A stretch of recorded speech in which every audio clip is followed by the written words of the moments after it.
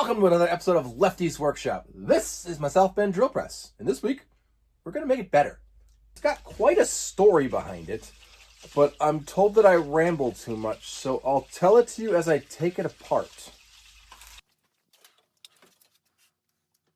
So the long and the short of it is this drill press came from Cuba. No, I'm not joking. I know it was made in South Bend, Indiana, but it came from Cuba. Look, you can see right here. So this drill press was made in 1960. And about 1962, JFK and Castro had a pissing competition with the fate of the world. So the question asks, how the hell did this get from Cuba to here? So I bought it about 5 years ago from a guy in Fall River, Massachusetts, who told me that his dad bought it from a government auction in Miami, Florida, sometime in the 1980s. Now, throughout most of this machine's life, the only way to get from Cuba to Miami was in some, homemade boat thing.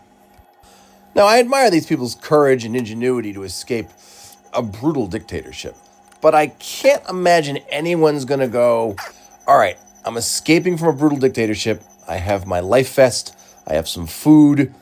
Oh, shit, I forgot my drill press. Now, when I got it, it looked like this.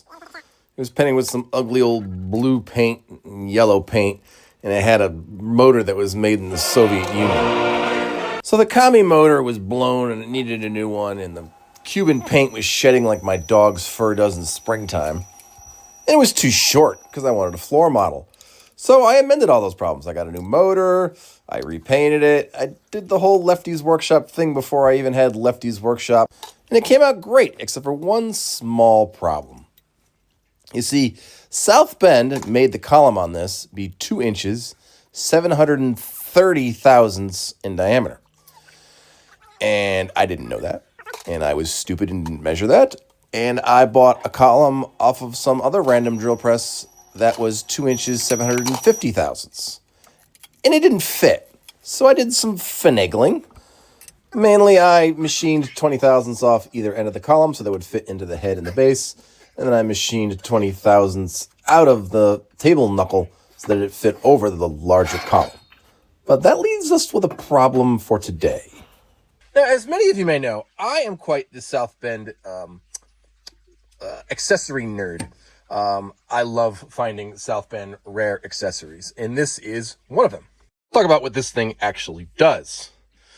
This thing here gets locked into the bottom of the table, and then you turn this, and by gears and mechanisms, it lifts and lowers the table in a very archaic way, but I like things that don't do things efficiently and do it in a slower, worse fashion, and yeah, all that good stuff. So how this works is, take these 2 locking collar rings, Dad nicely shrunk down for us, and made bigger.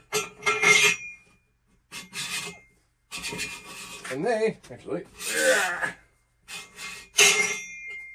and then this doesn't fit. All right, we expected it not to fit exactly because, the reasons I mentioned earlier, which some of you listened to. So now this needs to become 20 thousandths wider than it currently is, which would be very easy if I had my 13-inch lathe, but that is not here right now because I'm in the middle of moving, and it's in a storage unit. And that was all across town, and I don't feel like doing that right now. So we're gonna do this. I wouldn't say the old-fashioned way.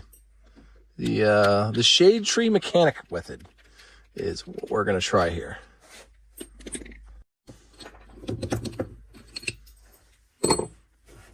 Now this part's held together with a taper pin. That end looks narrower. We'll go for that. There we go. Little bugger out. All right, now it just comes apart. You are a better machinist than I. What am I supposed to be doing? Close isn't close enough. Oh, well. So we quickly realized that the swing for that part was too much for his 9-inch lathe. And then Dad pulled his whole, I don't know how to fix it thing, and then had an epiphany 2 seconds later. and figured out how to fix it.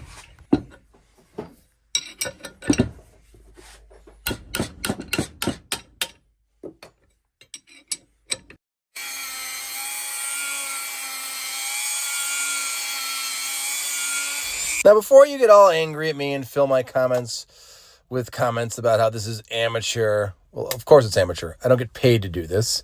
But this actually worked really well. Dad had a diamond bit thing there, and it didn't even take that long, maybe 15, 20 minutes. And he was only really removing 0.010 of an inch from each side. Huzzah! Here's how it's supposed to work. You got your cable thing here. You loosen it up, and it sits on, it's supposed to be a hole there. And then this, as you see, very slowly, ridiculously slowly, lifts it and puts it back down. So it does work.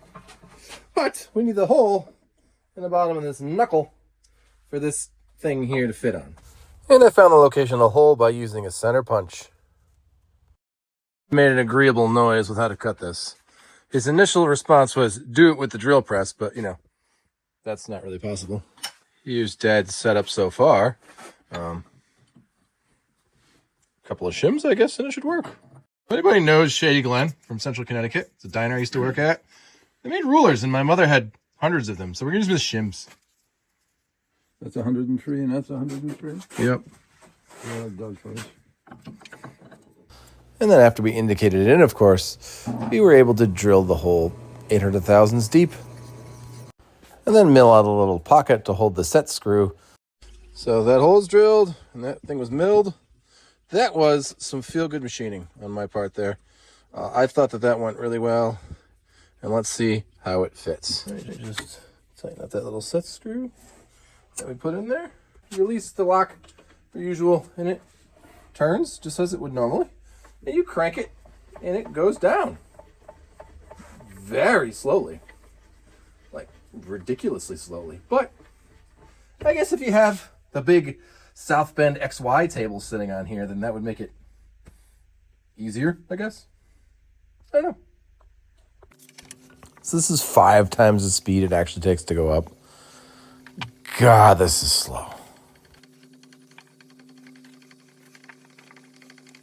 So, I can't figure out a way to make it go faster other than changing the threads, and that would just be a whole heck of a lot of work.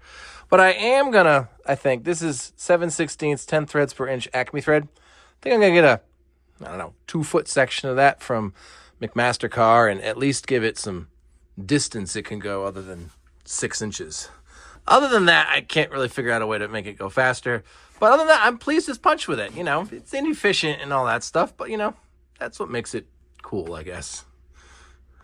All right, well, as you can see, we have another interesting piece of South Bend drill pressia. So thanks for watching. Please remember to like, subscribe, and share, and I'll see you next week.